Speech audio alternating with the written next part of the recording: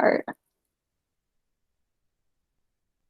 Okay, so as a reminder, we are recording, and this is going to get posted on YouTube, so future students can benefit from it, and those who aren't able to join us today. Want to welcome you all and thank you for joining us. My name is Sarah Hine. I'm a counselor at Prairie State College, and I coordinate transfer, so the things going towards helping you go on for your bachelor's degree. Prairie State students, I am a free resource to you. Today's event is one of a whole network of events that I put on, information sessions. I work with resources across campus so that you guys can tap into the expertise and learn a heck of a lot more than I knew when I was in college, so that you guys can benefit from it. Today, I want to especially thank Destiny Cunningham and Lily Nwangaba for sharing their stories. They have just done exceptional work in the classroom and out of the classroom, and their college acceptances have shown that. Just as a quick, they're going to each talk about themselves directly, but just as a quick introduction, I'm going to pause real quick before I do their introductions. If you have questions, we all agreed, Destiny, Lily, and I agreed, we love questions along the way. You do not have to wait to ask questions. You are welcome to unmute yourself and ask a question if you prefer that way. You're welcome to put it into the chat box if you want to ask that way. And we might have to get to them a little bit here and there. We'll deal with them along the way. So just as a quick intro, and kind of sometimes it's hard to brag about yourself, so I will do it for them. Destiny is going to be transferring to Stanford University in the fall. Stanford is ranked number 6 by US News and World Report in the United States.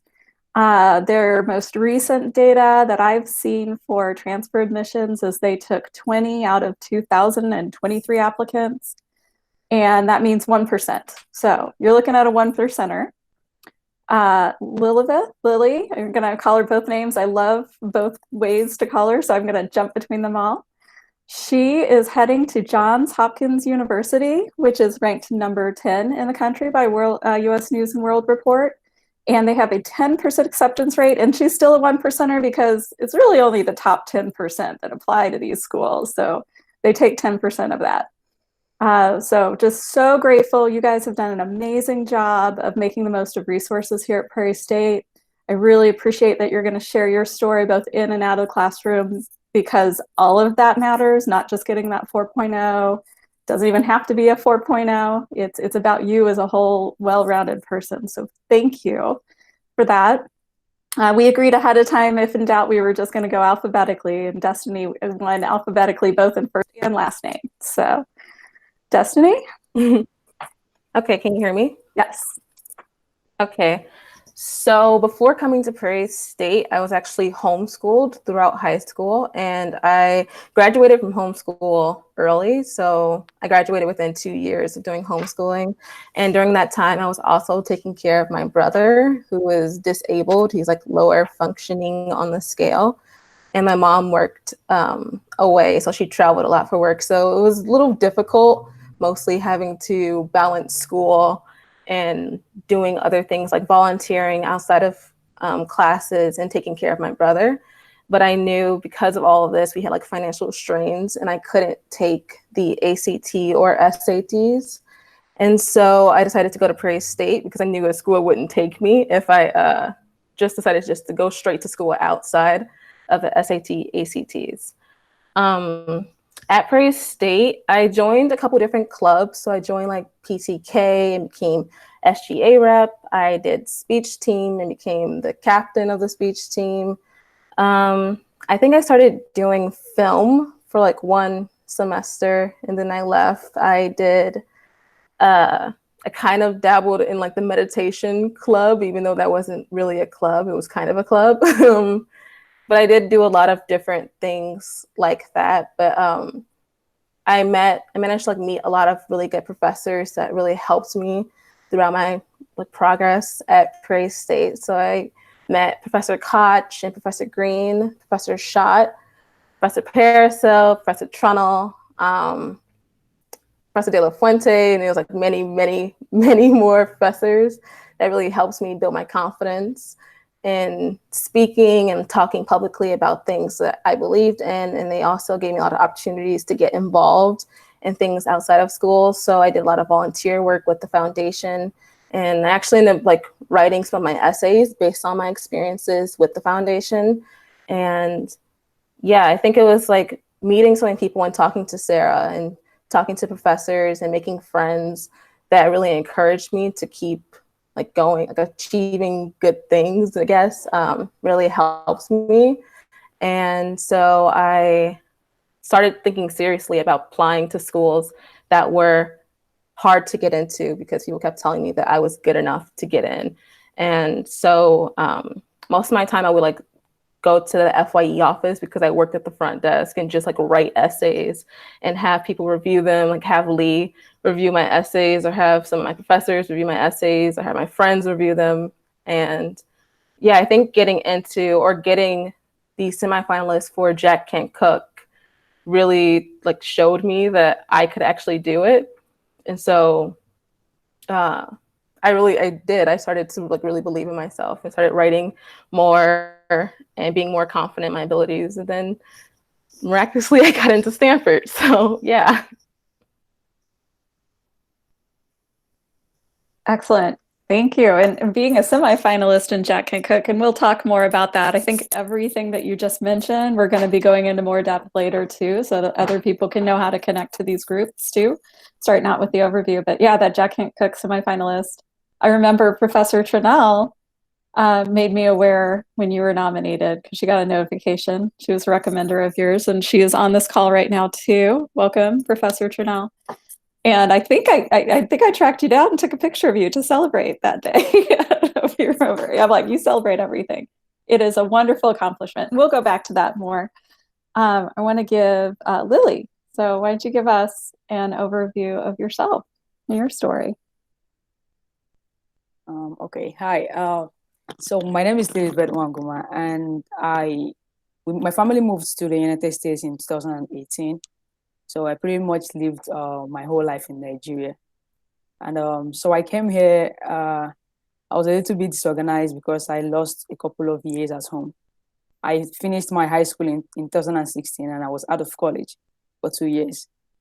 So I was angry when I came here because of the whole situation, and I didn't really maximize my first year at Prairie State. So all I did was go to class, head back home, study, do the same thing again. And because of that, I didn't really meet much people.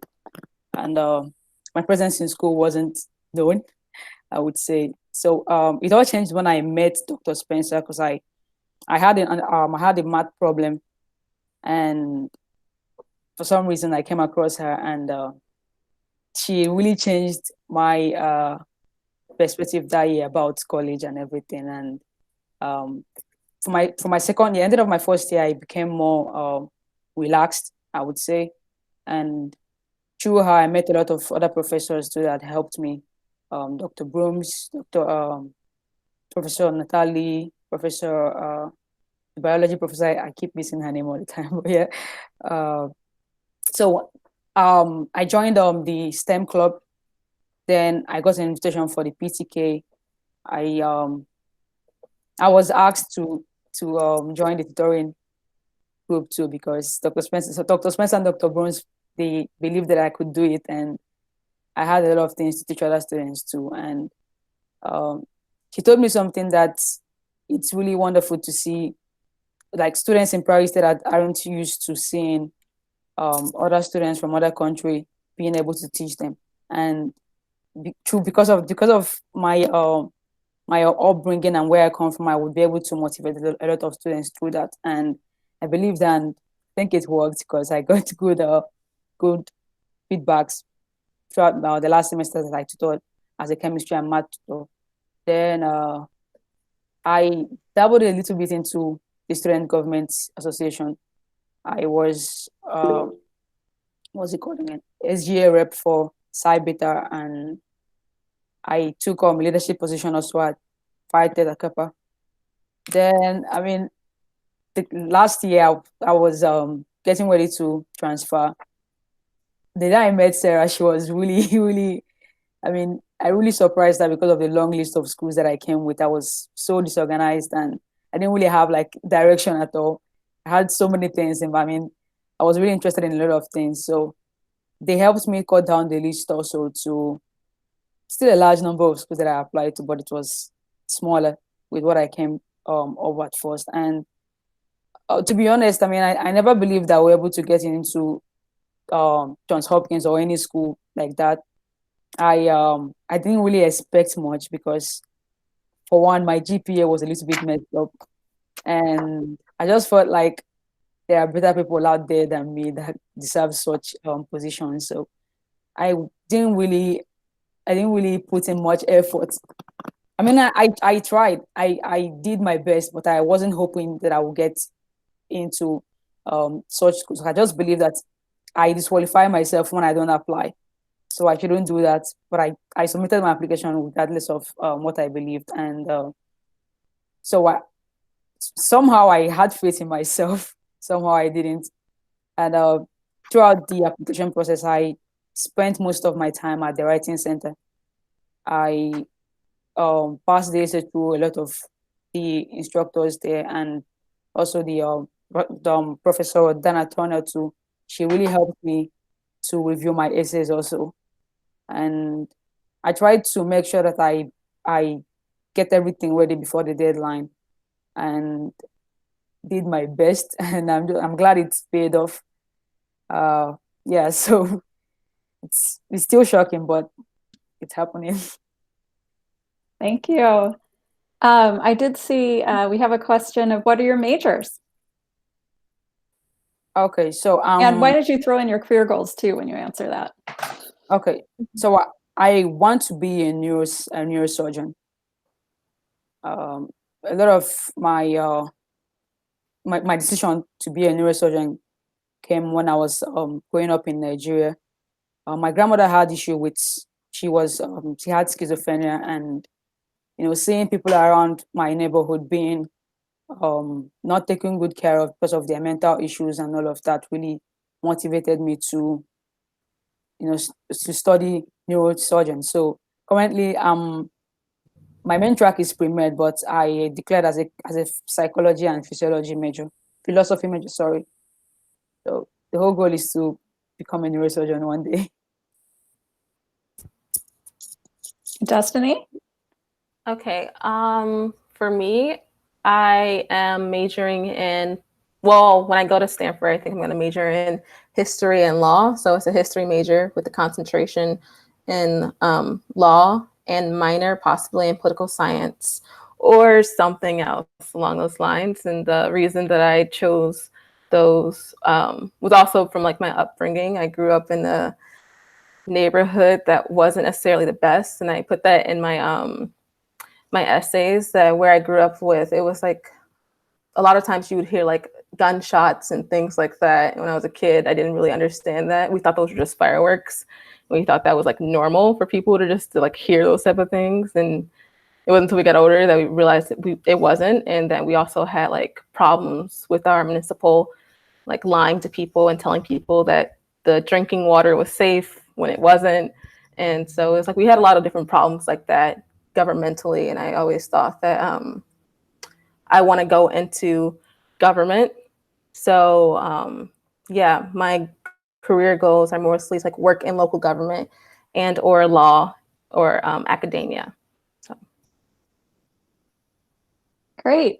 I want to take a moment to point out some similarities that both Lily and Destiny had family members with medical issues they mentioned and became part of the essays, but became part of the essays for both of you because they were part of your life experiences and they were part of you determining and figuring out what you wanted to do in this world. And some commonalities I'm hearing both in what you're saying now and of course with my past interactions is you are both have your goals of how you can help others, and that's a common theme. People that are successful getting into highly selectives usually have a way of reaching, or usually have a direction where they want to reach high, some lofty goals, like they're stating it and they're going for it, because then they want to see people going for that, because then they'll know you're ready to go for it with them too.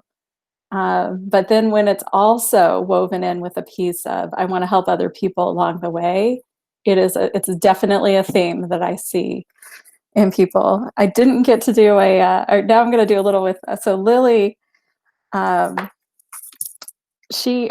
first year where she said that you weren't as connected or something like that is actually a very common experience. And that's going to be something for you guys too. Anyone, as you transfer to your next school too, you don't know how to connect. You don't know who to connect with. You don't know how to, it takes some time to find the people that are following the path that you are.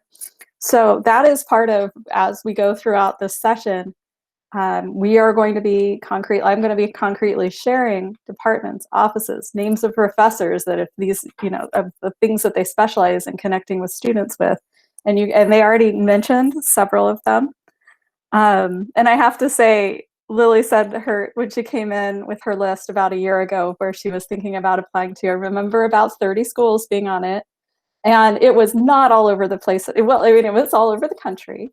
But I was blown away by she just is underselling herself too much. I was blown away by the list because it demonstrated a lot of time that she had put into it, some deep research, some deep thought, and some commitment. So with the information she had at the time. And so today we're going to be kind of like giving you a taste of all this other information, definitely with the connection of how Lily and Destiny used it directly. But how you can gather your more information and find what's right for you. I am going to do a shout out to Professor Trinnell also real quick, because she is a common theme I have. I haven't been able to she's on there for speech team, but she is a golden resource in a way that people don't know. And I am working with her in the fall to have her part of a future session to talk about professionally communicating as part of the application processes to get into highly selectives. Because both Lily and Destiny mentioned her as being helpful. Our student that started at Stanford this year, so was getting into Stanford last year, she was part of that process for him too. We have another alumni who started in January on a full ride at the University of Michigan.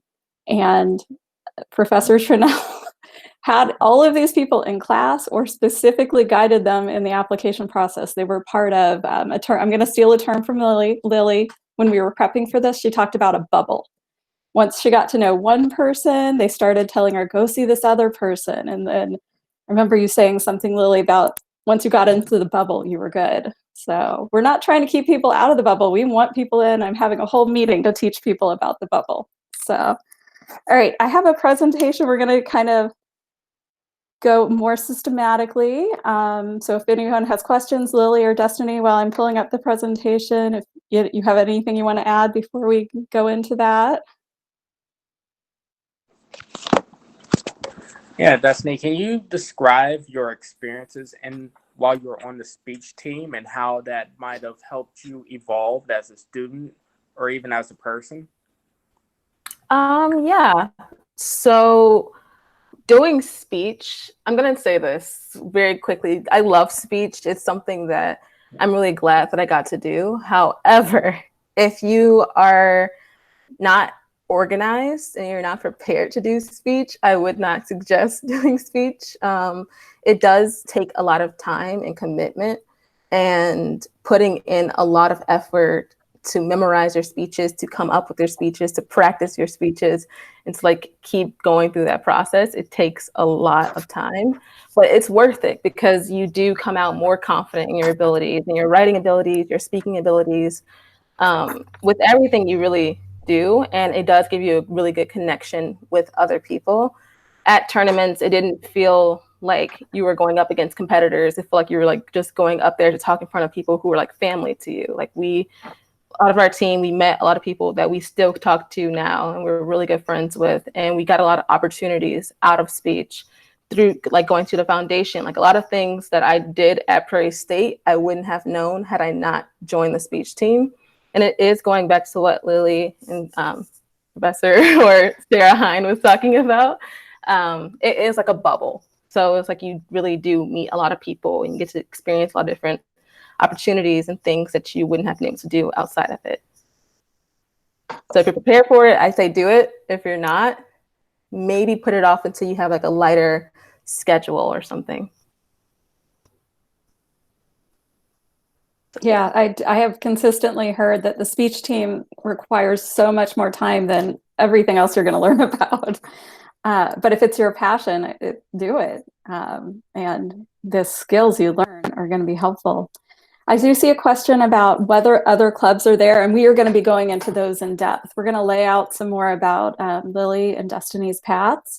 And a good third at the end of this, we will be talking about clubs and groups and who to contact to get involved in them. I am actually, everyone who is signed into here, I get a list later with your emails. So I will be emailing the PowerPoint to you. You're going to be seeing a couple other resources. I'll be emailing those too. So you are going to get, you're going to love this. Just keep hanging on. So when I go, Lily and Destiny, do you see the question? Did you both earn a full scholarship? Thank you for asking that, because I didn't intend to add, that is that in your GPAs. If you want to share about those before we move on. Did you get a full scholarship? And do you mind sharing your GPAs and ACT or SAT scores if you did? So I know, Destiny, you said you didn't take the ACT or SAT already. Mm-hmm. So Stanford, they have, the way their financial aid works, so they don't give out like, what is it called? Scholarship? Like merit-based scholarships or grants. They give it all need-based. So if your parents' EFC if your parents' EFC is low enough, or your EFC is low enough, they'll give you full tuition. So I did get full tuition, or that's what's been promised to me so far, because my financial advisor, there's been a lot of going on right now through COVID. So they were having like a harder time adjusting, but they did assure me that I'll be getting full funding. But the way Stanford works, if your parents or you make less than $150,000, then they'll pay tuition. If you make less than $65,000, they'll pay room and board fully. So those are your like two options and how they fund. And my GPA was a 4.0. So yeah. Thank you. So my financial aid package, I got everything except from the EFC, and my package doesn't include any loan, so I just have to focus on the EFC. Yeah, so my GPA is 3.7 and some figures. So yeah. Yeah, and I did want to definitely talk about the EFC and full scholarships or no loans. So the schools that Destiny and Lily are going to are part of about 70 schools throughout the country that have no loan practices. Sometimes they don't have any family income level cutoff, and sometimes they're like 100,000 if your family makes 100,000 or below. 100. Sometimes they're set lower. So no loan promises. When I'm advertising events to teach you more about those, I usually just call them full scholarships because people are used to those words. But since everyone that gets into these schools would technically qualify for a merit scholarship, they're all exceptional. They focus on, they don't call it scholarships or grants either, but they document your financial need. They have a specific process. We'll touch on some pieces to that. And then I go into more detail about that in sessions in the fall. But part of documenting, so like your FAFSA that you do, there's a calculation that's done that is your expected family contribution, your EFC. And a lot of schools go by that. They also, the schools with these no loan promises also add to that, and they have the CSS profile, which I'll mention in a slide later. And it goes into much more depth into checking your family finances, and that's a chance to document things the FAFSA doesn't talk about. You might end up paying less. So if my family, when I put in my income and number of people, how many are in college, if it gets calculated to say $5,000 a year I can afford, and I get into a school that is $75,000 a year, like Stanford, and I qualify for these no loan promises that both Lilibeth and Destiny are qualifying for, then they'll cover everything in grants or scholarships or whatever word they want to give it, free money that I don't have to pay back, with the exception of whatever it was documented that you were able to do. So Destiny meets a system where she's not expected to have to contribute at all. And Lily was a small amount, which you're pursuing outside scholarships too. So you can always add to that. They're thrilled for you to get outside scholarships. She's smiling because yes. So excellent. So I had pulled down the presentation and now I'm going to pull it back up. So I like looking at people more than presentations. So our names, the date. I could have said all this at the beginning, but I like for you to see everyone's faces. So Destiny and Lily were both very generous in sharing their initial notification. And actually, I do want to take a moment to read what was part of their acceptance letter, because it is insightful into knowing how you're a fit with a school. So Destiny's, it said, "Dear Destiny, as the admissions officer who read your application, I am writing to extend my warmest congratulations on your admission. Welcome to the Stanford family. I want to share some thoughts I had while reading your application. Your dedication to addressing inequalities in your home community is commendable, and I can see you becoming a force on the farm. You have excelled beyond measure at Prairie State College, and your writing in the application was beautifully constructed. I could truly hear the sincerity in the narrative you presented in your essays. For instance, I loved your words to your younger self. I thought about the countless times I have avoided taking pictures because I felt insecure and regretted them. Life doesn't always look the way we want it to, but that doesn't stop it from being beautiful. Yes, and I can promise you will find plenty of beauty in life at Stanford. I cannot wait to see the extraordinary ways you will contribute to our community." So I want to take a moment. They're talking about community. They're talking about how she can verbalize what she's done so far. She's shown evidence of how she's excelled, and that's through the activities and classes and her letters of recommendation. But that piece, like, it's talking about being inspirational, doing things about it, but being part of the community. That shows up a couple times in this letter. So Stanford, this is an insight, and these are things that you continue to grow, but being part of that community. All schools have a certain identity and a community that they're interested in. And like, these can give you clues about that. Lilibeth also shared her acceptance letter. Thank you for that. And it says, "Dear Lilibeth, congratulations. You've been admitted to Johns Hopkins University as a transfer student for fall 2020. We're excited to welcome you to our community of scholars.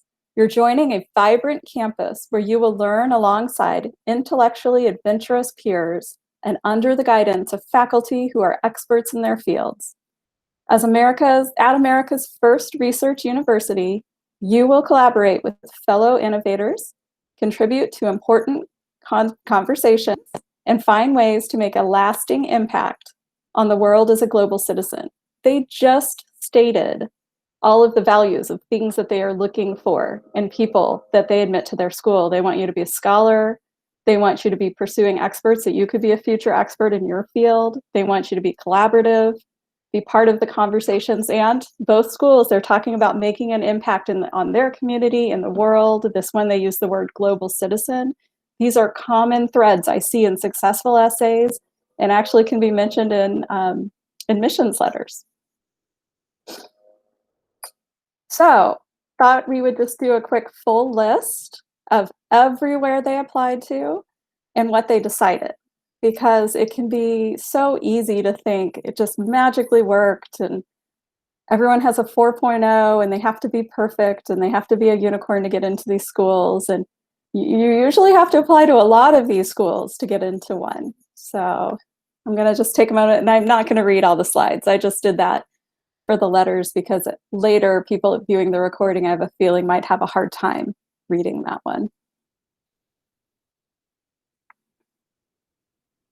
So waitlisted, Destiny, is that still the case? Are you still technically waitlisted at Swarthmore? Am I muted still or No, no? you're Okay. good. Well, I think I rejected their offer because I got accepted into Stanford, but yeah, technically, I guess that's still the case. Okay. Yeah. And if you hadn't rejected it, you might have later been accepted, but I put that in there. It's also a good thing to know when you're going for these highly competitive schools, the decisions come in later than I like to prep people for this. So those of you that are applying next year or the year after, you usually get the rejections first and the acceptances come later, like mid-May is when most of them come in, but you literally could be in the middle of June or later June and still be waiting to hear from some schools, which is super nerve-wracking. But a weird thing about these highly selective universities is it actually can be a good sign if it takes a little longer to hear from them, because that means they're seriously considering you. All right, so you guys both did a fabulous job of talking about activities that you did. You did so many things.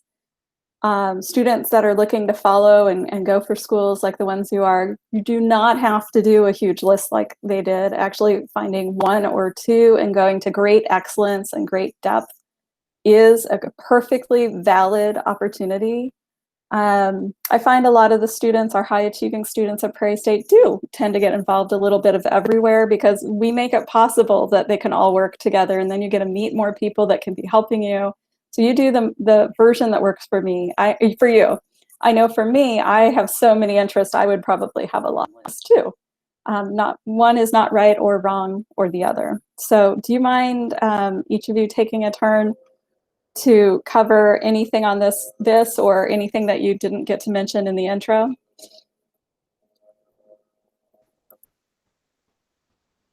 Did you want to go first, Lily, or I can go? Okay, no problem. So I started my research work with Dr. Shaibat, I think ending of last year, November last year, and it was really great because it kind of opened my eyes and showed me a different perspective of myself that actually got me interested in academia too.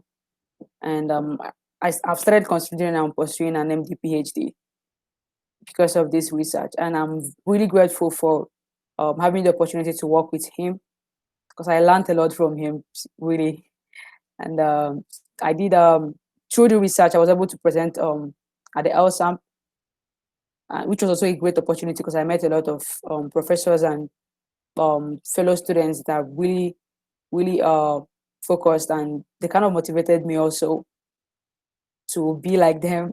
And before coming to US here, I joined I joined my community to work doing, because they had a project to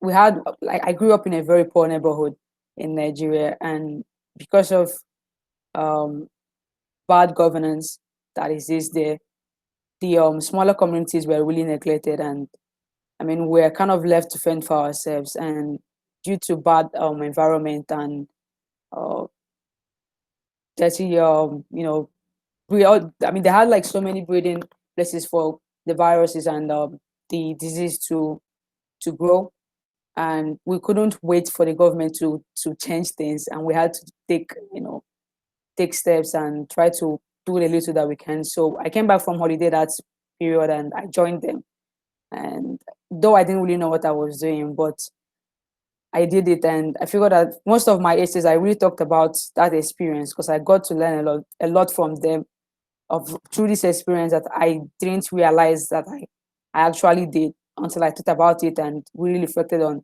the incident. And I'm very grateful that I joined them because it wasn't really it was a voluntary work, right? So I could have decided not to join them and relax at home, but yeah, it happened. And yeah, I was part of the Ptk too, and I was selected to as the what's it called again? All Illinois academic team last year. Yeah, so most of my time at Prairie State, I spent it working as a tutor, which was really awesome for me. I think that's the best experience I had at Prairie State.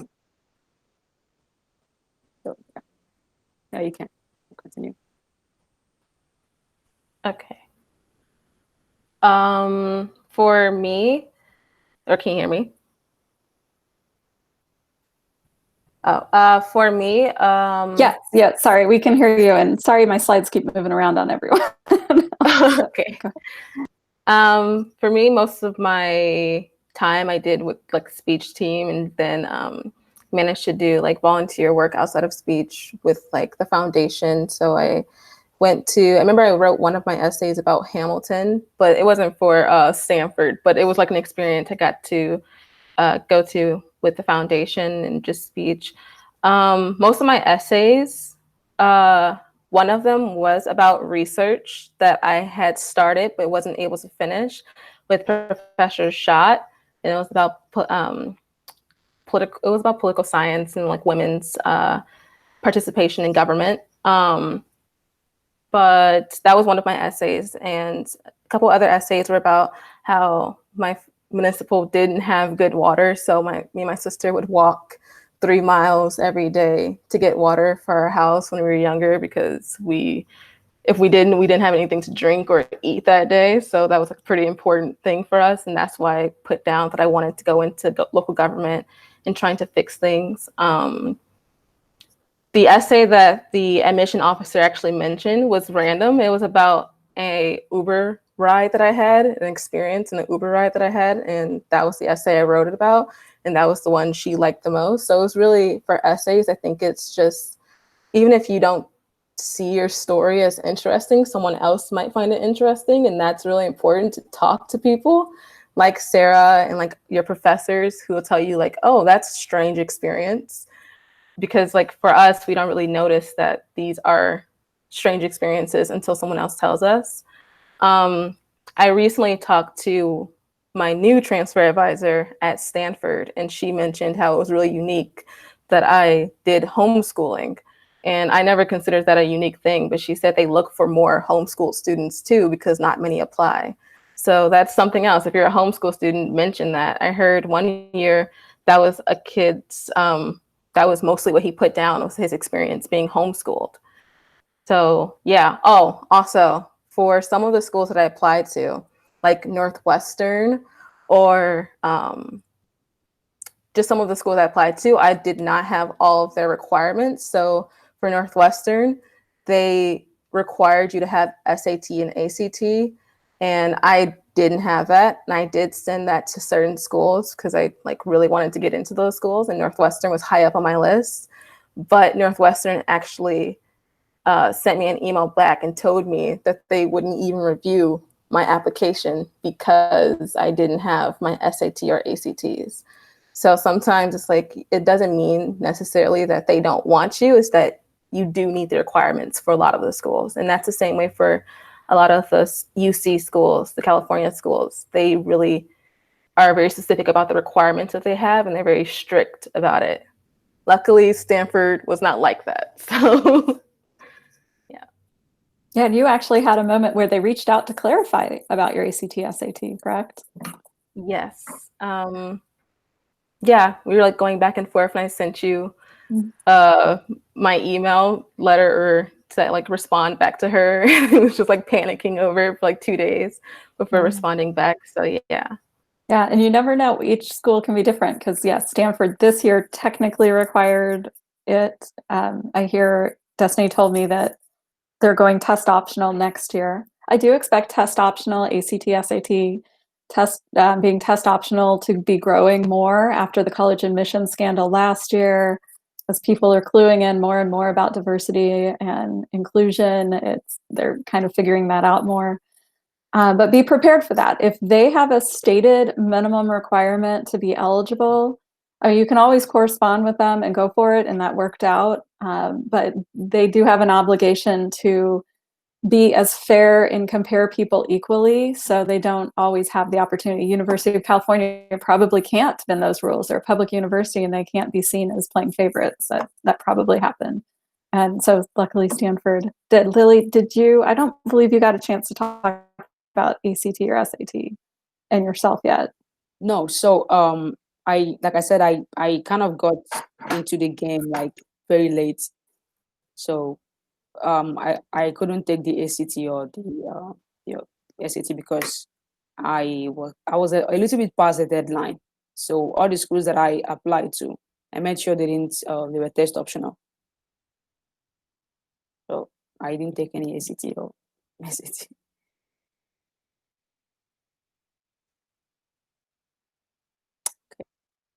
If those of you are planning to do this path, going for the highly selectives in the next year or two, I highly recommend looking into taking or retaking the ACT and SAT to get the highest possible score you can. A great example, even if you got a great score in high school, if you've taken more math in college, that almost always raises your score. As an example, when I took the ACT in high school, I had not even taken trig. I hadn't taken calculus. I hadn't even taken trig yet. So my math score wasn't as high as it could have been if I had taken it after I'd taken calculus. So that's just a kind of plug of thought in there for everyone. I know I had some. I wanted to underscore Jack Kent Cooke's in my list for Destiny and the Phi Theta Kappa Ptk All Illinois Academic Team for Lily. Those are both nationally competitive recognitions that I go for those things. I'll talk about them more later, but I'm noticing a pattern that people that go towards national competitions, regional competitions, things like that, tend to be the ones that end up being the most successful. Now we're going to go on to share your insights about your college application process when you're heading towards those highly selective universities. It can be a whole different process than a standard college admissions. So you guys are doing a great job taking turns. I think it's Destiny's turn now. Just make it easy for you guys.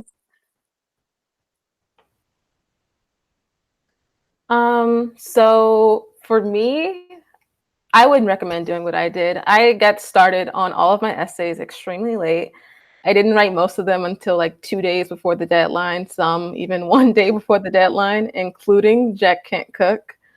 Don't do that. That was the most stressful time of my life, and it really just, it took a lot of time away. I could have started way earlier, but I think for me, doing things like that just made it easier just to write without thinking. And I did talk to a couple of the transfers, and some of them did the same thing, but absolutely do not do that. Unlike Lily, I didn't look at what schools were test optional and just kind of applied wherever I thought I would really like. And if you're going to be someone who's paying for the applications, I would say most definitely look at test optional schools, because a lot of them might reject you just because of the requirements and what you don't have. For my essays, I feel like I focused more so around the theme of speaking up, because I did spend so much time doing speech, and because my brother, he's autistic, he's lower functioning, he can't speak. And so I did make that like a big theme around my essays, was just things that I did to speak up and like kind of talk about myself and like things I wish I had done, but mostly just things that I did. Again, I didn't take SAT or ACT. Yeah, I think it's for writing essays, I think it's just think about things, try to be focused and have direction in your essays. Like I noticed that most of the people who get into really highly selective schools, they're not like all over the place. So you don't have to do a billion different things. Like if you're a math major, you don't have to do things outside of math. You don't absolutely have to do like a billion different things. Same for myself. I didn't do things that really strayed outside of what I was focused on in school, my major. Mostly they want to see direction. They don't like people who are too broad. They want to see like pointy people who can like connect their story in a way. So yeah, start early, please. So that's like the biggest thing. And you can go.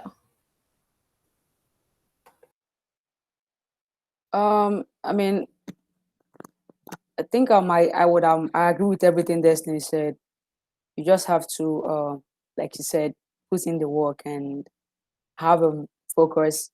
I didn't really realize that I was actually I centered my essay around the theme until I finished the application and read through it, and I realized that I was actually, I just focused on one aspect of my life, which was growing up in Nigeria and my experience back home.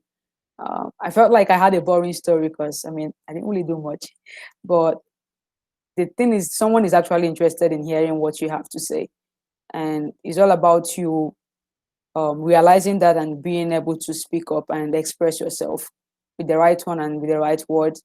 And yeah, I'm just gonna speak a few things about the letter of recommendation.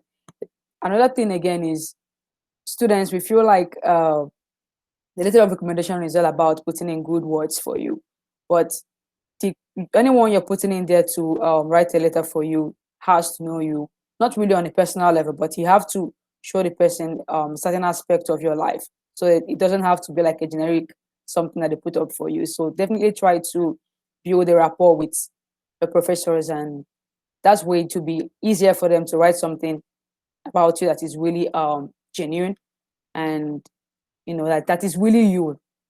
That's all I would say. So they're not scary, nobody's gonna bite, they really want to talk to you. So just try to build that relationship with them, and it will really pay off.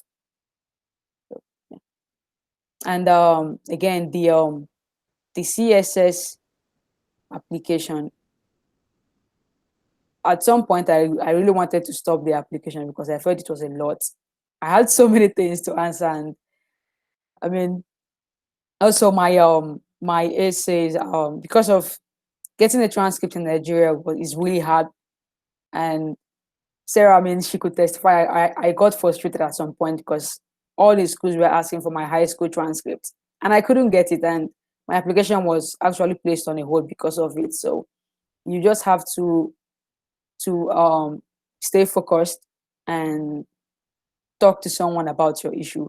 Because if I didn't really speak to Sarah, I wouldn't have gotten an angle that I used to work that actually made them to waive the high school transcript for me. So you have to no matter like the application is really stressful for sure, but you just have to stay focused and focus on what you have to gain at the end of the day, and I believe it will to work out for you too. Yeah, thank you. I'm glad you mentioned the transcripts. Since Lily's transcripts are from Nigeria, it was extra complicated, and she applied. You saw a very long list. I think I counted 18 schools when I was putting the list together. And I do recall, you came to me like with that issue. And so there's either we don't always know how to solve the issues, but we know what process to figure out the solution. And who'd you talk to? Did you talk to this person? How'd you explain your circumstances? Did you offer these solutions? And once we found one school that was willing to take a different route, an authorized but different route, then you kind of went to all the other schools, and you were able to replicate that, I think, with pretty much everyone else once one school was willing to do it. And I was happy to be part of that support process. Is that what did you say, Lily? And that's true. I'm really glad that they were able to accept that. So if I actually kept that to myself and maybe canceled all my applications, or the applications that really asked for the transcript because I couldn't get it, it couldn't have worked for sure. So you have to talk to someone.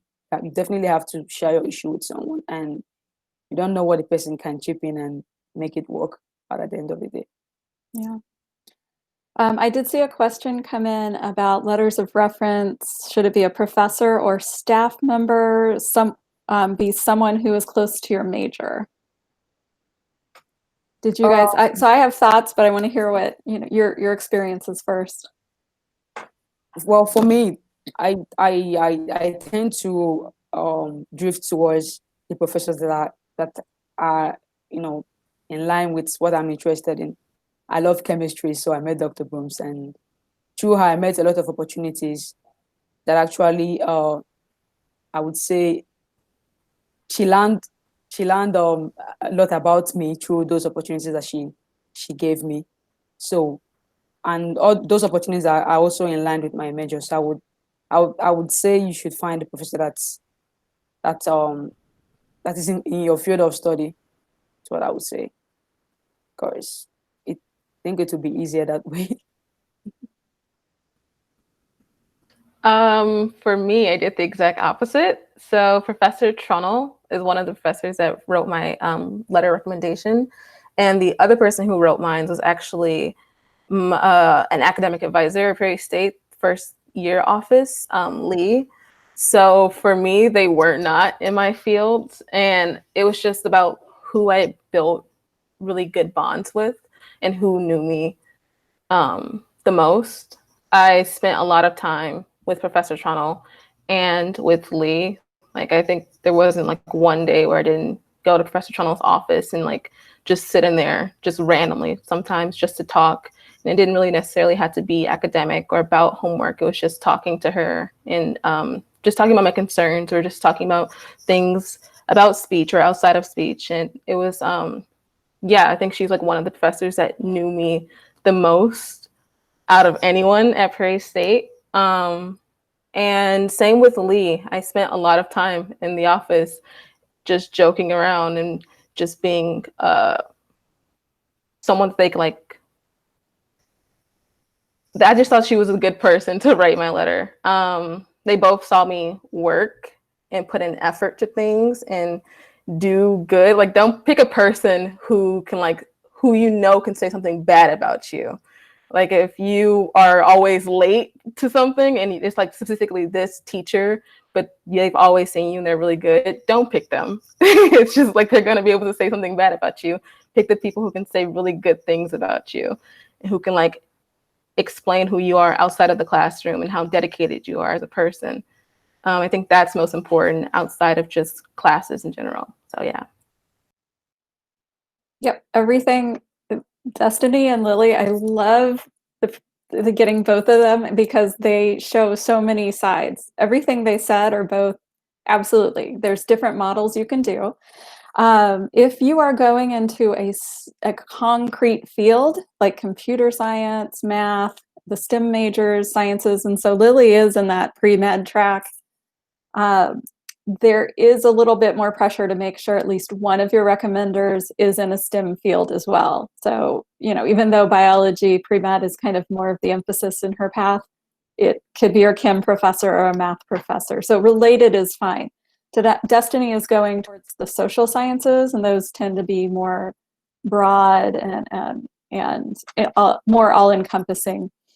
So definitely be sure to pick someone who knows you in depth, who is going to, exactly what they said, will write wonderful things about you. Pick someone who's always on time and who is well-spoken and well-written in your interactions with them, because they might be the most amazing person, but if they can't get that on paper on your behalf, it could hurt you. So things to think about when you are going to them, even if it's someone you have known for a year or two and they know your life upside and inside and out. It's still a fabulous thing to share with them your essays you've written, lists of accomplishments that you've documented for your essays, a resume of your experiences, because it's a great reference for them to be able to write an even better letter on your behalf. Most schools, 1 or 2 letters is all you need. Did either of you, Destiny or Lily, did either of you need more than 2 recommendations for any particular school? I can't really remember the school, but I know they asked for what was it called? And I can't remember the name, but I actually saw a letter from London because they needed, I think they needed a letter from my advisor. I think so. Okay, yeah. So she's mentioning Landon Dickerson, who's one of our advisors. And he's a great mentor and really good at diving deep into research for highly selectives too. He and I have had some chats. We work as a team supporting students. I work with this as a team with all the advisors, but he really loves to dive in and learn about something that we may not have looked into that particular school before. For essays, I do want to say, so like Destiny said, don't do what she did. Don't start last minute. You guys both represented kind of the two ends of the spectrum again. Lilibeth was living in the writing center, she said, when we were preparing for today. Destiny, though, she probably waited till the last minute to put the words on the paper. I remember Destiny sitting in the front row when I did a session like this last summer. She was there soaking in the information and thinking about it. And Destiny stayed afterwards, and I remember you telling me a story that I told you to put in your essays. I don't know if that story went in the essays. And then both Lily and Destiny were at a presentation, which I'm going to be having one again in September, but so last fall, I brought in a guest speaker. He's actually on the call, and I'm going to invite him to say a couple words if he wants to, Mr. Jim Poole. He came and spoke about in November last year, in February of last year, so some of you may have heard him speak already. But Destiny stayed after. She helped me clean up, and while we were walking back to my office with stuff, nope, that maybe I'm mixing up sessions, but she told me the story about water, and I remember saying, put that in your essays, that's incredible. Now, if Mr. Poole can't take himself off mute I think I hear him. He is coming back in September. Well, I just wanted to say congratulations to both Destiny and Lily for persevering and following the advice that I give, which is apply to multiple schools. Multiple schools means multiple acceptance letters, multiple award letters, more opportunities, and both of you have really done exceptionally well. And I look forward to hearing back from you 2 years from now for where your next adventure is going to start and take you to. Thank you now. Thank you. So I'm going to be providing more information at the end of when he's going to be coming back to speak. I'm just very grateful. He volunteers his great depth of information to help students on a larger scale. And it's been very helpful to me and to the students I work with. Common App, I don't think we really talked about that much yet, but pretty much all of the schools that are highly selective and those that have no loan policies where you could potentially getting a free or almost free education, depending on your finances, almost every single one of those uses Common Application. It is more complicated than a typical application, so it's a good thing to just get over the overwhelmingness of it like early. So if you are applying to these schools sometime in the next year, hop on there, create an account, just look at the questions. There's some sections that are very easy. You're just answering your birth date, your address, when you graduated from high school. But then there are some things, and look through every section. There's 4 primary sections, and at the end is usually the stuff that takes the longest, and that's where those letter of recommendations are hiding.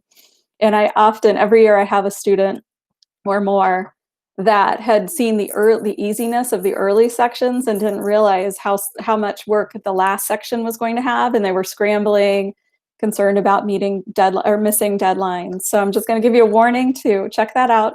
Common Application has a really easy waiver system. There is a question in there to get your fees waived for every school you would apply to through that program. There's a question is if something to the effect of if paying the fee would be a hardship.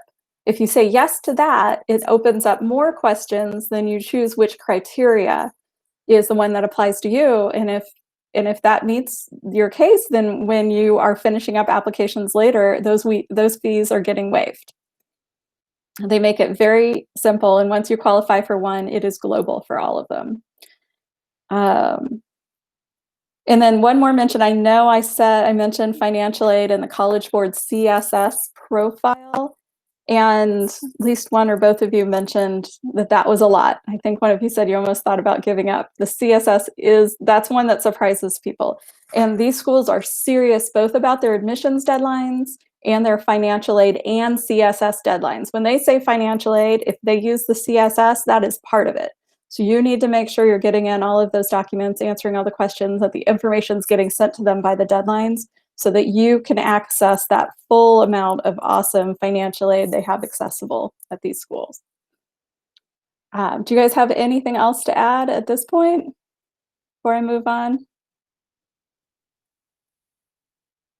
I think we got the questions so far, because I'm going to kind of transition into another section, which would be clubs and organizations. So going back to an early question. And generally getting involved.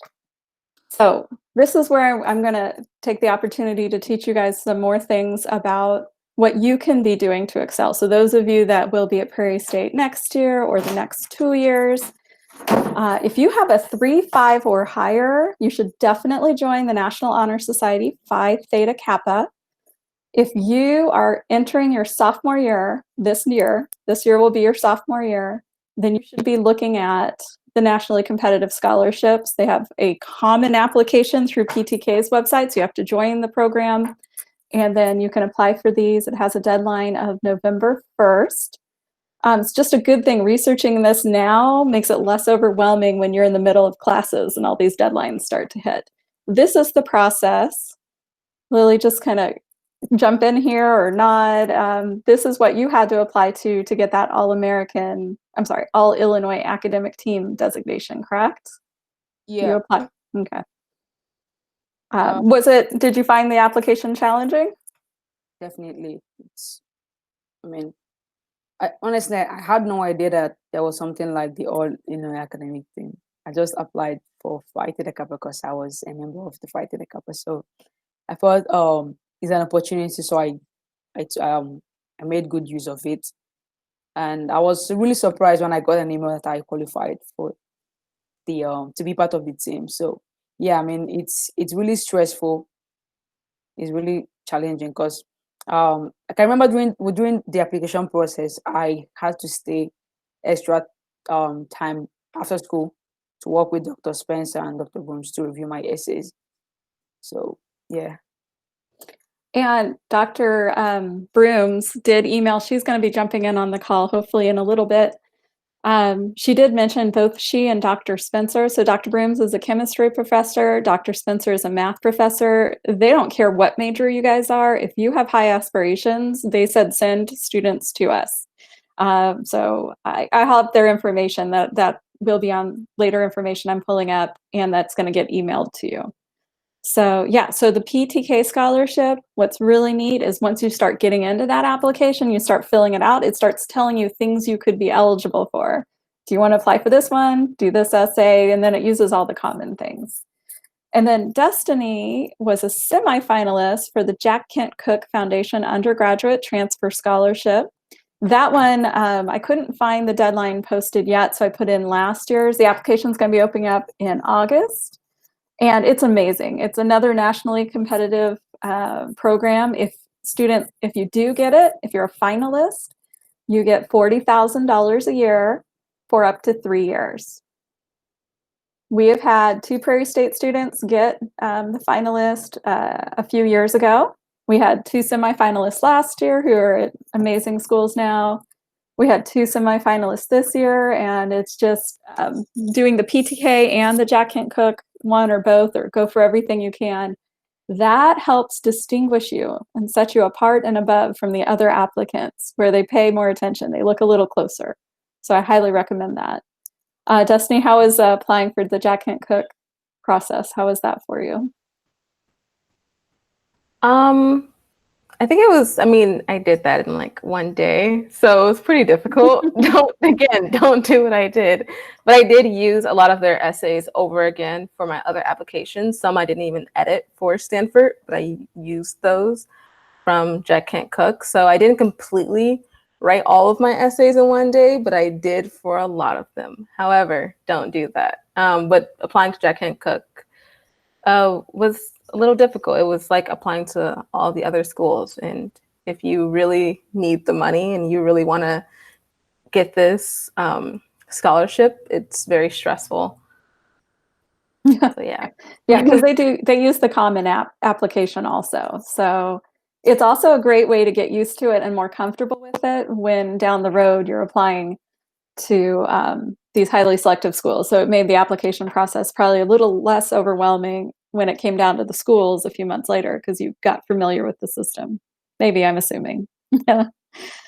So yeah, she's nodding. Okay, so but both of these are huge distinctions. So the Jack Kent Cooke, they get applicants throughout the whole country, and there were about 450 people that got the semifinalist designation. So every school that Destiny is applying to knows that she was pretty much identified as being in the top 450 community college students in the country. The PTK, All Illinois Academic Team, they only pick 2 for each community college. So right there, that's a way for Lily to show that she distinguished herself as being a top student at Prairie State as well. So that can be very helpful. All right, so ILSAMP, Dr. Brooms is gonna be joining us in a little bit too, and she'll go over some of this as well, but that is the Illinois Lewis Stokes Alliance for Minority Participation. It tends to focus on the STEM side. It does include some paid research opportunities. Lily, I believe you've done this. If so, you want to jump in and share a little about that? Yes, you did do that. It was on your slide. Yes, I presented a research during the last what will I call it? The last meeting that we had. That was during in the month of March, and it's really a great opportunity to meet people, to really build your network, because you get to meet like students from other colleges, and you get to learn from them and really see that you're not the only one putting in the effort, you're not the only one putting in the hard work, and you get to see their own works too, which is really interesting, because you realize that you don't really know much when you see like other students and the things they've already done, and it's really motivating. It's a good environment to be in, and yeah, and I also, like this year they had a an internship also, so you guys should also look out for that also and apply. Yeah, and you said something about similar students. Both Destiny and Lily joined lots of groups where they got to meet people who shared goals, and that is huge. When we're doing this together, we get further. We learn from each other. I know, like, people would look out for each other, like, hey, this deadline's coming up, and like help people, not miss deadlines, or did you hear about this opportunity? It is so wonderful to connect with other students that are following a path like yours, and joining the groups that follow your interest is usually the best way. Phi Theta Kappa is good for any major, so that you're going to hear that mentioned pretty much all the time. The last one on this slide I wanted to mention was the Community College Aerospace, the NASA Community College Aerospace Scholars Program. We have, and I'm going to have a person I'm going to connect you guys to, the contact if you want to follow up on that. So it starts out as an online class.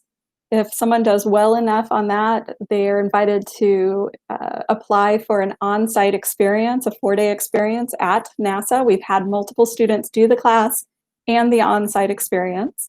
And then most people, they stop there. But for the people who've really caught the bug and they really want to keep going, there are more levels which can turn into an internship. We actually have a Prairie State 2019 graduate who is currently, he started in January, and his internship was designed to run through the summer till around August or so. But he is at Kennedy Space Center on a NASA internship, and this was all because of things that he started doing while he was at Prairie State. It's awesome. So I want to spread the word so more people can keep doing that. Another thing, Argonne National Laboratories is a local one.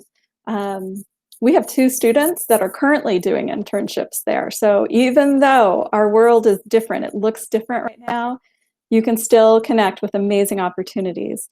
So it started with a tour in the fall, and this is a tour that will happen again in the future. It's an annual tour, a first look at Argonne. We had about 10 or 12 students go on the tour with students from other schools too. About half of them applied for the internship, and 2 of them got it, and they're currently doing that. One's a computer science major, and they're doing cybersecurity. It's awesome. Another one's chemistry. They're getting amazing experience. Research with professors. So kind of looking at all of this, I'm going to jump down to the bottom. I'm going to open up a different document to share some more concrete things, and all of this will be emailed to you. But I do want to say, in pharmacy, we have an early admissions program, and in the last 10 years, so a unique thing about the doctorate of pharmacy is you can skip the bachelor's degree. You can take every single thing required for pharmacy prereqs to get in and go straight from Prairie State to a doctorate of pharmacy. And most doctorate of pharmacies are now becoming 3-year programs. 3 years later, when you graduate with a doctorate of pharmacy, your average starting salary is $100,000 and up. We've had at least 30 Prairie State students go straight from us to PharmD programs. So most of them are practicing pharmacists now, and Dr. Brooms is a wonderful mentor for them. I am going to change the tab of what I'm presenting to show you guys something else.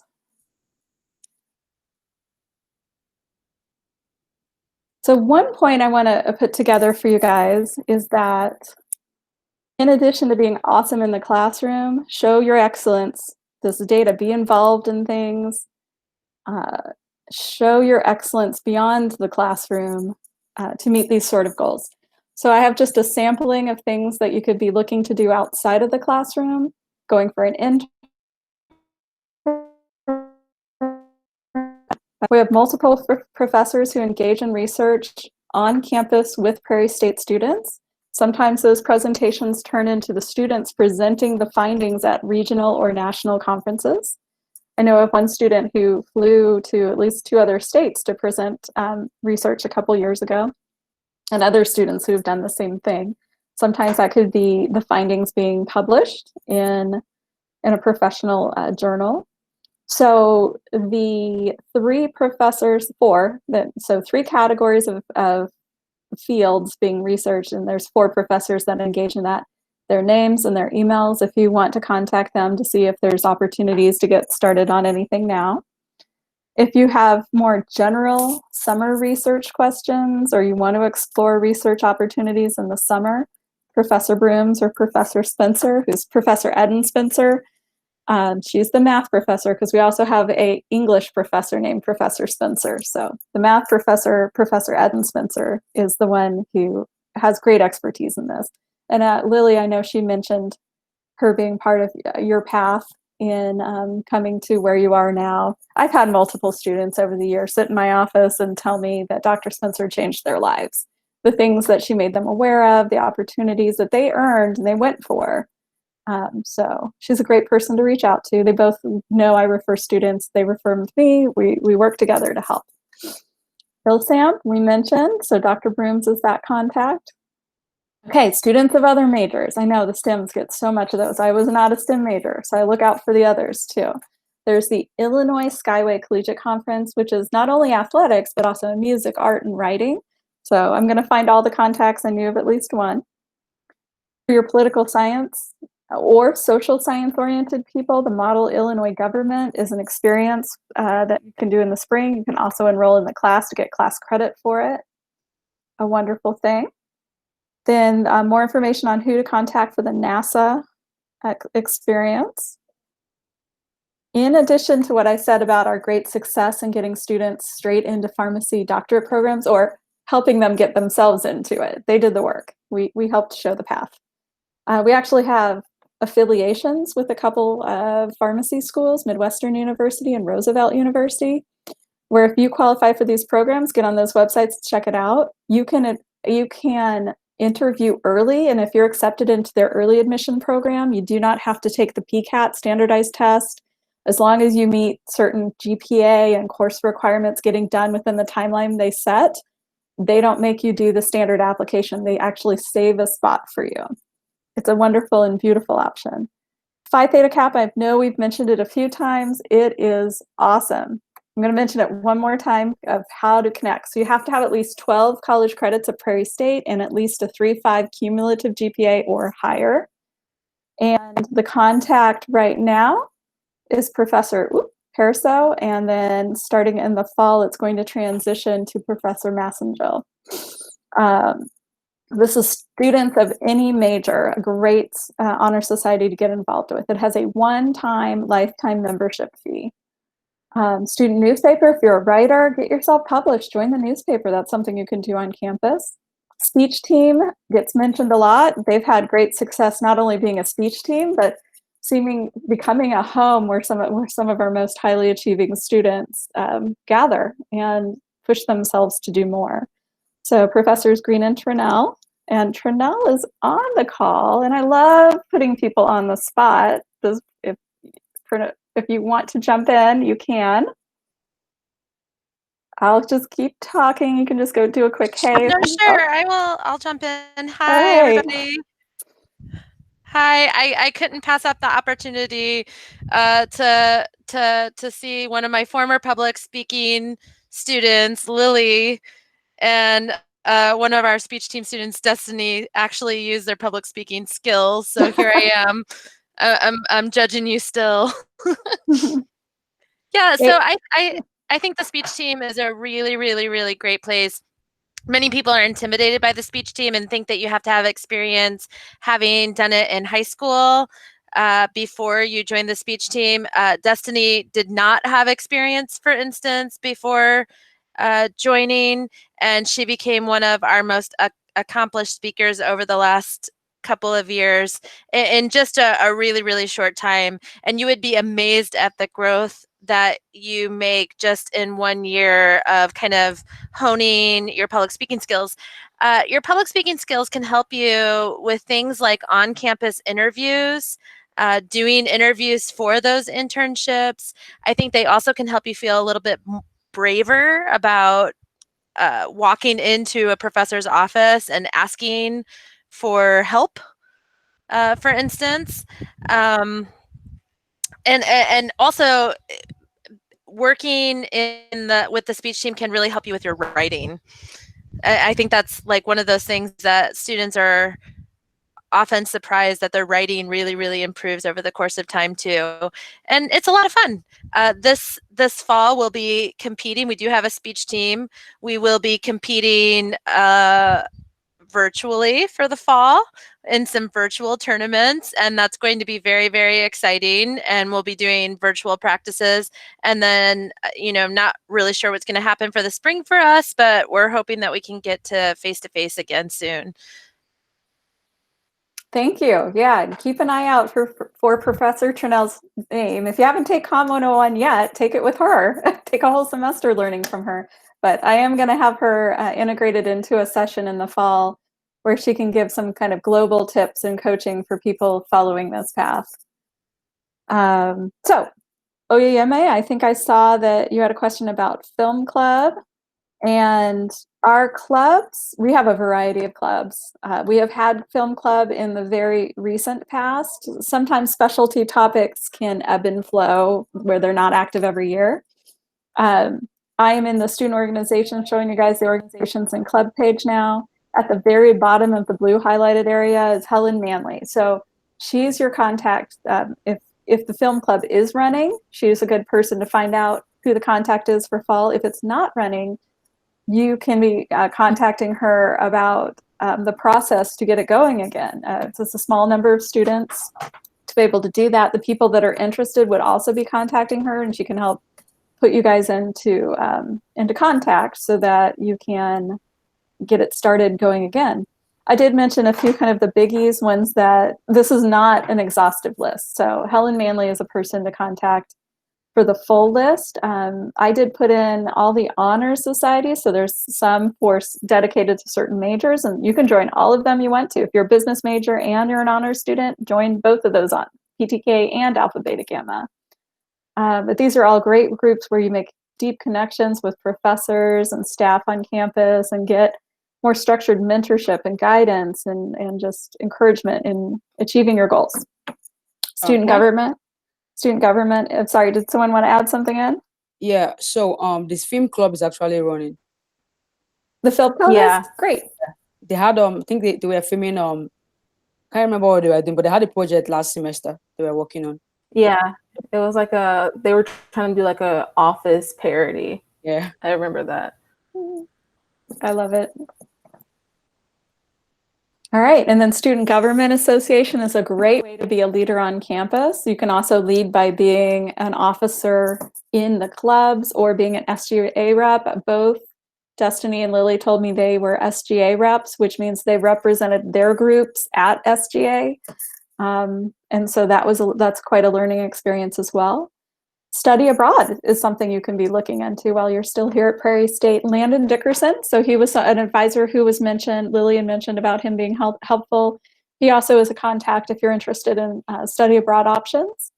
And then volunteering, you can volunteer all kinds of places, but if you want to volunteer on campus, a foundation is a great place to look at or to start at. And Destiny, I think, did you have a story about volunteering at a foundation event? I remember kind of you had a pivotal conversation while you were volunteering at an event you shared. Oh, yeah, because I remember I put that in my personal statement. So while volunteering, I believe it was the golf course event that they had. So it was like fundraising scholarships at the golf course. And I met someone who worked in local government. And I remember she'd said that if you don't love your neighborhood, no one else will. And that really like stuck with me. So after that, that really just sent me down the path of like trying to do everything that I could. So I did try to do like the research about political science and like just get involved in other things. And I mentioned that in my essay, and that became really a theme that centered around my essay was just, if you don't love what you do, then no one else will, and trying to like really inspire or getting inspired from things like that. But yeah, I also did like the Hamilton, that we just went to go see Hamilton in like theater, which was really cool. And I wrote an entire essay based off of Hamilton's song. I used like pieces of the song and just connected it together and why I loved history. And yeah, I use a lot of the foundation. So most definitely reach out to them. Excellent, thank you. So I know we're kind of starting to run in on time. So just a couple more things to share. More resources that you could be using to pursue excellence and make the most of everything that you are doing here. Make the most of your education here at Prairie State. Go to all the events I hold, unless it is just clearly not even close. But if it's maybe close, go. You never know what you're going to learn. So like Mr. Poole will be back. We are going to be presenting. He's going to be presenting. I'm like his Vanna White helping out. 5 hours of content going into great depth of how to take the path and to go for what Destiny and Lily went for. Our writing center is there to be a help. They are a free resource. You can do a half-hour appointment, and we have writing center tutors who are thrilled beyond belief they got to help out with essays of students that were successful.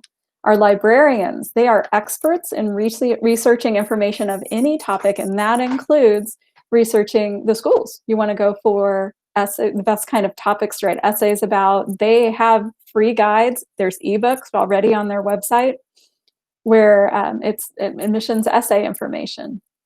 Career Services is a fabulous resource. Be sure to stay connected to your advisor. If you have an advisor that you feel bonded with already, keep going to that person specifically, unless they start recommending you go to other people also, because other people can help with their knowledge. When you build that connection to someone, keep doing that. And then your professors, like both Destiny and Lily both talked about how the professors really got to know them and how that made a difference. They connected you to things that you could be benefiting from. They were supporting you and encouraging you, it sounds like, too. I kind of think of it as a personal trainer. So if I go to a personal trainer, they can tell me what to do, but I'm not going to lose weight unless I do what they do and I make it mine. So I eat right, I work out. So that's like, we're your personal trainers. So finally, yeah, go ahead. I wanted to mention, I know that Professor Pariseau, he's going to be leaving as like the advisor for PTK. But even if you don't take his like classes, try to still reach out to him. I know he had a lot of opportunities, like internship opportunities that he mentioned in class when I took him as a teacher. Just like random. It was once he mentioned an internship opportunity in Washington where you could like work on, I can't remember exactly what it was, but it sounded really interesting. So I'm going to say reach out to him because he knows a lot about like history type of internships and like social science internships. So reach out to social science professors. So yes, definitely do that. And if they don't know right away when you talk to them about opportunities, say, well, you keep me in mind if you see things. Because once a student talks to us about something, we might go, oh, this email shows up a week or two later. Yes, Professor Pariseau and I have had chats. I'm like, I want our social sciences to have more options to go for. And we've been collecting things. I know he's shared information in the past about an archaeological dig, and you didn't have to be an archaeology major. He's a history professor, so it fits with history. I'm wondering if that's the same thing that he was talking to you about. I'm seeing a nod, so maybe. So those professors, one thing I think about, there's a student who's also been wildly successful in getting admitted and getting funding for school. And he talks about, he has people on his rounds. So like doctors go on rounds and they check on all their patients. So he, as the student, has the people that he checks in and he lets them know, these are my goals. These are what I'm working on right now. This is how I'm achieving the goals. Just so that if those people, like myself or your professors, learn about other things, that you keep being that person they think of. So you're like that person having me on their rounds, having someone update you on your goals when a new thing shows up, then you are more likely to be the person that I'm going to make a special effort to let know. I always try to make everyone know whatever I can, but I have limited time. So literally sometimes someone's sitting in an office and they might learn about something that's due the next day. So reach out, connect, talk. And keep doing it virtually. I know we're online, but I miss the students. I love our students. Talking to you guys is my favorite part of my job. So we're pretty much kind of done with the content. I'm going to pull up just a presentation or present a screen that shows upcoming events I have planned. I've got something next week on a specialty topic.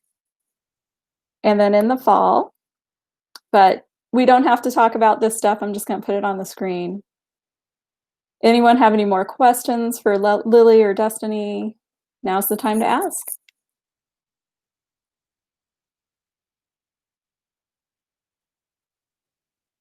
I see a couple chats. I see thank yous and congratulations.